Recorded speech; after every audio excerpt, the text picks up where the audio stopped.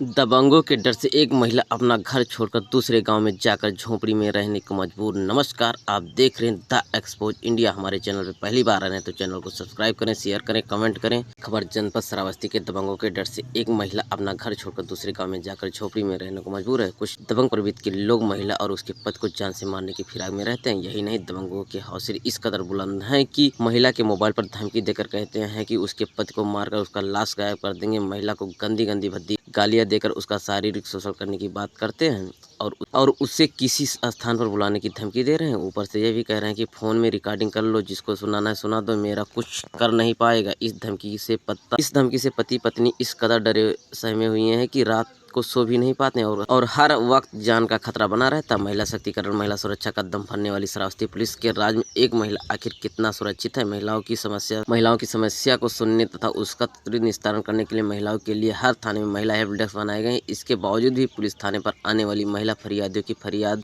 मामला इकौना थाना क्षेत्र के रहने वाली एक महिला गुड़िया पत्नी छेदी नाम का है। गुड़िया का ससुराल इकौना के भावेपारा इटवरिया गाँव में है, जहाँ पुरानी रंजिश के तहत गाँव में ही दबंग किस्म के लोग गुड़िया और उसके पति को अपने घर में नहीं रहने दे रहे हैं। गांव के कुछ लोग गाली गलौज मारपीट पर उतारू हैं, जाते गाड़ाबंदी करके गुड़िया के पति का रास्ता रोकते हैं। दबंगों के जुल्म से परेशान होकर महिला ने अपना घर छोड़ दिया और दूसरे गांव जाकर खेत में मड़ई बनाकर रहने लगी। इसके बावजूद भी विपक्षियों ने उसका पीछा नहीं छोड़ा। इस संबंध में गुड़िया देवी ने इकौना थाने पर एक प्रार्थना पत्र 15 मई 2025 को दिया, जिसमें उसने बताया कि गांव निवासी रमेश व सिद्धांत पुत्र कन्ने, प्रदीप पुत्र दुखरण, गौतम प्रताप पुत्र दुखरण, सोनू सिद्दीकी पुत्र गहन निवासी चौधरी पुरवा चिचड़ी, यह लोग दबंग सर्कस के व्यक्ति हैं जो मुझे और मेरे पति को गालियां देकर जान से मारने की फिराक में रहते हैं। गुड़िया देवी ने बताया कि विपक्षीगढ़ बाजार आने पर जिससे मुझे और मेरे पति को जान का खतरा है, हम लोग किसी तरह अपनी जान बचाने के लिए भागे फिर रहे हैं। इस संबंध में विपक्षी सिद्धांत पुत्र कन्ने के द्वारा गुड़िया के मोबाइल पर गंदी भद्दी गाली देने का तथा उससे बुलाकर उसका यौन शोषण करने का ऑडियो भी वायरल हुआ है। इन सब के बावजूद भी इकौना पुलिस ने अब तक विपक्षियों पर कोई कार्रवाई नहीं की, जिससे दबंगों के हौसले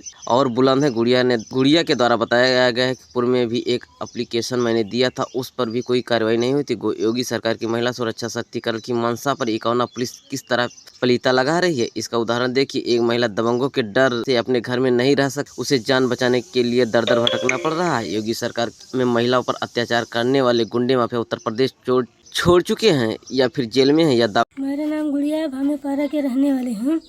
वहाँ पे नहीं रहने पाते हैं। 6-7 महीना से वहीं से गाँव से बाहर भगा देंगे हम।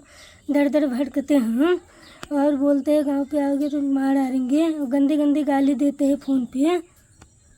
हमने तो खेत में रहे थे, 6 महीने खेत में गुजारे पूरा ठंडीले।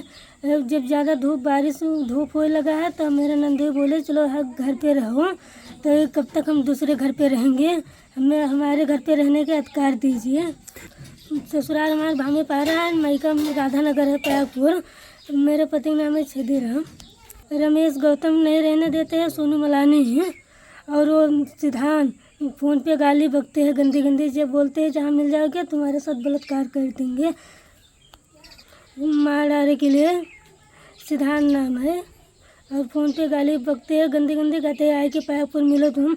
हम कहते हैं हम क्यों आके, हम पायापुर के हम जब इकौना रहते हैं तो बोलते हैं पायापुर आओगे कि नहीं आओगे ना तुम्हारे साथ गलत कर डालेंगे। बस फ़ोन पे गाली बकते हैं गंदी जब बोलते हैं जहाँ मिल जाओगे तुम्हारे साथ बलात्कार कर देंगे, मार डालने के लिए। सिद्धांत नाम है और फ़ोन पे गाली बकते हैं गंदी कहते हैं आए के पायापुर मिलो तुम। हम कहते हैं हम क्यों आके, हम पायापुर के हम जब इकौना रहते हैं तो बोलते हैं पायापुर आओगे कि नहीं आओगे ना तुम्हारे साथ गलत कर डालेंगे। बस।